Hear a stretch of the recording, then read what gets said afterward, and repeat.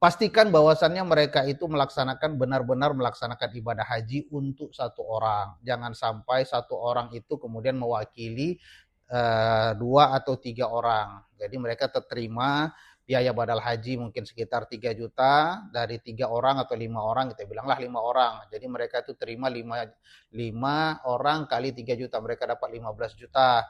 Nah, kemudian yang menerima itu satu orang, yang mengerjakan satu orang, itu tidak boleh, tidak sah, karena badal haji itu hanya boleh dikerjakan oleh satu orang untuk satu orang yang dibadalkan.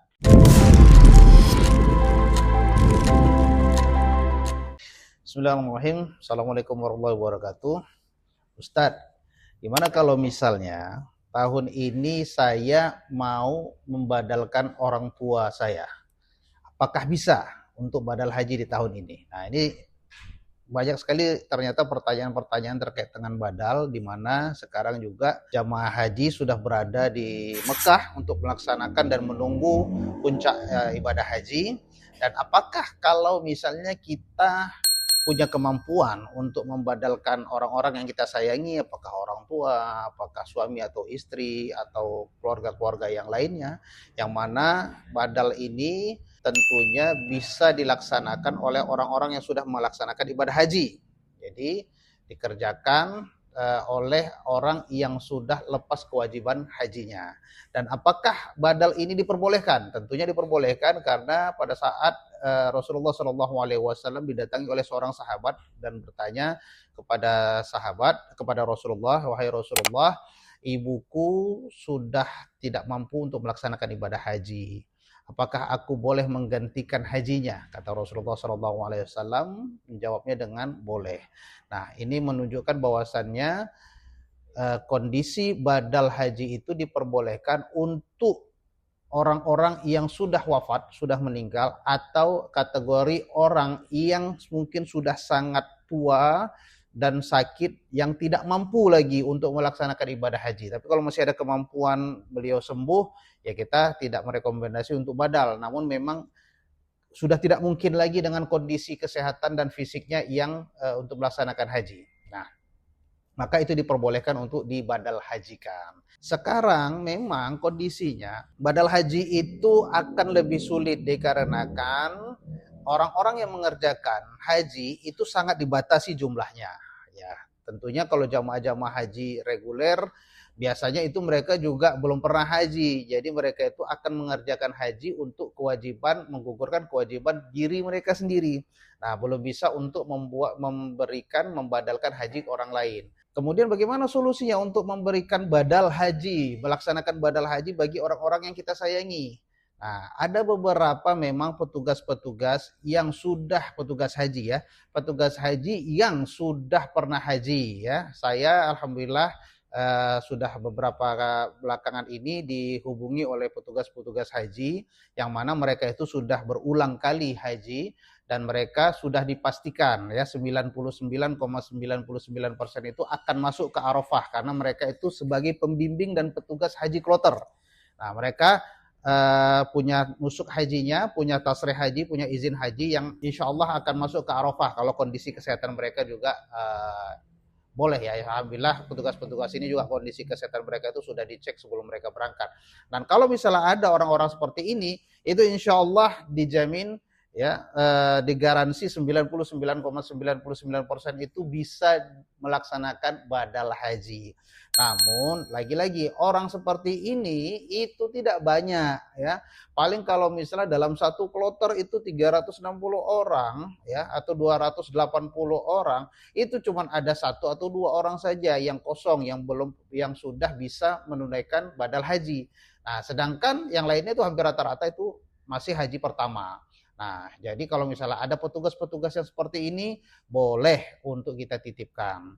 Yang kedua, ada mukimin ya, ada mukimin yang mereka itu juga sebagai tenaga musiman. Mereka diangkat atau terpilih seleksi sebagai petugas haji musiman.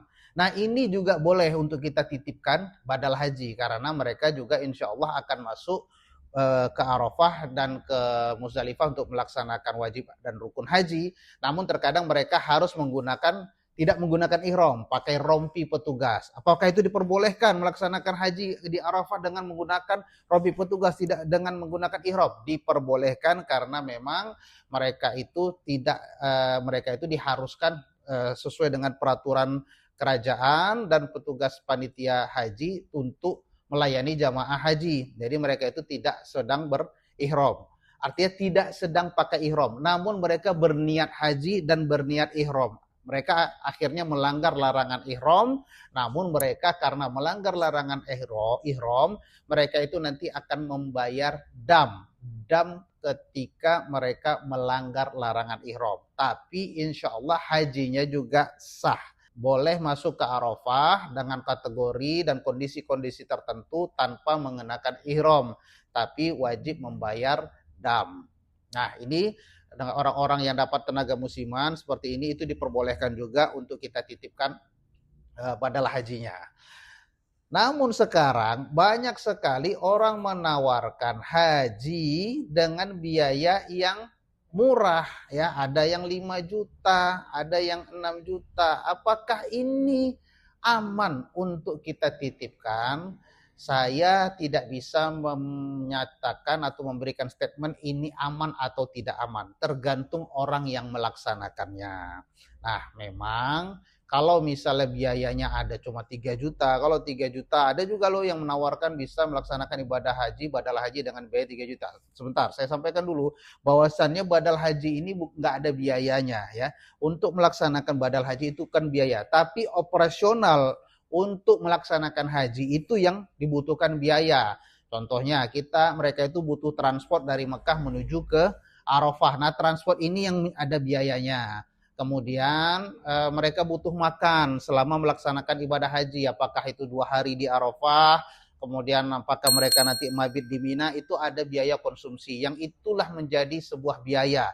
Bukan ibadah hajinya yang biaya. Ya, Allah tidak menuntut itu. Tapi proses dalam melaksanakan itu yang ada biayanya. Ini yang menjadi sering biasa kita sebutkan biaya badal haji, ya. Itu adalah prosesnya, bukan ibadahnya, ya. Itu salah satu itu yang harus perlu saya tegaskan. Nah, ada yang menawarkan dengan biaya proses badal haji ini 3 juta. Nah, itu aman atau tidak? Wallahu alam, saya tidak tahu apakah mereka ini nantinya akan aman atau tidak. Namun, pastikan bahwasannya mereka itu benar-benar melaksanakan ibadah haji untuk 1 orang. Jangan sampai 1 orang itu kemudian mewakili 2 atau 3 orang. Jadi mereka terima biaya badal haji mungkin sekitar 3 juta dari 3 orang atau 5 orang, kita bilanglah 5 orang. Jadi mereka itu terima 5 orang kali 3 juta, mereka dapat 15 juta. Nah, kemudian yang terima itu 1 orang, yang mengerjakan 1 orang itu tidak boleh, tidak sah, karena badal haji itu hanya boleh dikerjakan oleh 1 orang untuk 1 orang yang dibadalkan. Kemudian kita juga harus logik juga. Berapa sih biaya transport yang dibutuhkan para mukimin ini untuk masuk ke Arafah, ya? Mungkin sekarang biayanya antara 500 sampai 2.000 rial, tergantung mereka nanti dapatnya apa. Kalau misalnya dapat mungkin mobil yang bertasreh, mungkin mereka cuma bisa bayar 700 rial. Dan itu ada juga di lapangan, ada mobil-mobil yang bisa mengantarkan mereka ini, mukimin-mukimin ini ke Mekah, ke Arafah. Kemudian mereka nanti akan melaksanakan ibadah haji. Tapi kalau misalnya ternyata biayanya sampai 2.000 rial, ya, atau 1.500 rial, itu sekitar 6 juta rupiah. Sedangkan orang ini menitipkan biaya transport badal itu 3 juta, kan mereka nombok 3 juta, maka itu dipastikan, hampir bisa dipastikan itu nggak dikerjakan. Nah, jadi kalau misalnya ada yang menawarkan biaya badal haji murah, pastikan itu amanah, mereka itu mengerjakan betul-betul dari 1 orang jamaah untuk 1 orang yang dibadalkan, yang dititipkan. Dan kalau bisa ada jaminan dari mereka juga, kalau nanti ternyata hajinya tidak bisa dikerjakan atau si yang dititipkan badal ini tidak mampu, tidak berhasil masuk ke Arafah untuk melaksanakan wukuf, maka biaya yang sudah disetorkan itu dikembalikan. Itu lebih ahsan, lebih afdol, jadi tidak ada yang dirugikan.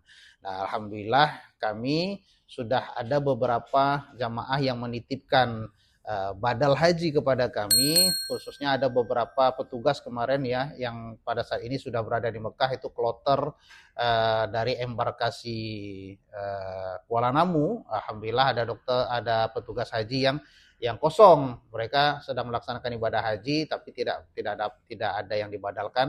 Saya coba titipkan kepada mereka, itu lebih amanah insya Allah. Kemudian kalaupun ada tenaga musiman yang mereka juga sedang mengerjakan haji dan sudah pernah berhaji, itu juga lebih baik untuk bisa kita titipkan badal. Dan tentunya untuk mukimin yang menerima jasa untuk mengerjakan haji, pastikan mereka itu masuk ke Arafah. Dan pastikan kalau kami menyampaikan bahwasannya uangnya itu, biaya badal haji itu kami serahkan pada saat jamaah, pada saat orang yang mengerjakan itu sudah sampai di Arafah.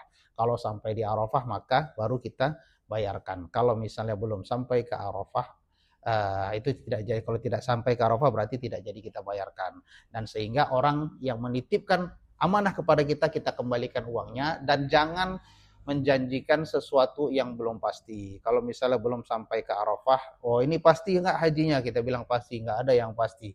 Cuman Allah lah yang pasti. Maka kalau misalnya ada yang menitipkan, kita menyampaikan ini belum pasti. Jaminannya ada dua. Jaminan pertama adalah masuk ke Arafah, kemudian mereka mengerjakan haji. Atau jaminan kedua, ketika tidak masuk Arafah, maka jaminan uang kembali 100% tanpa ada biaya yang dipotong.